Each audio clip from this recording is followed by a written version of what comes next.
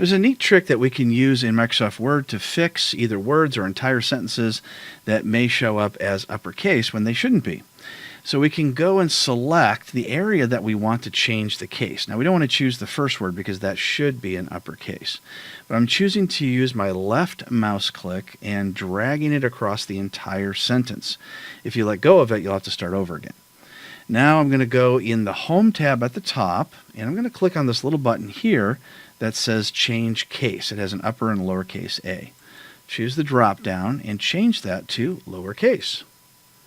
And look at that. Every one of the words now is lowercase.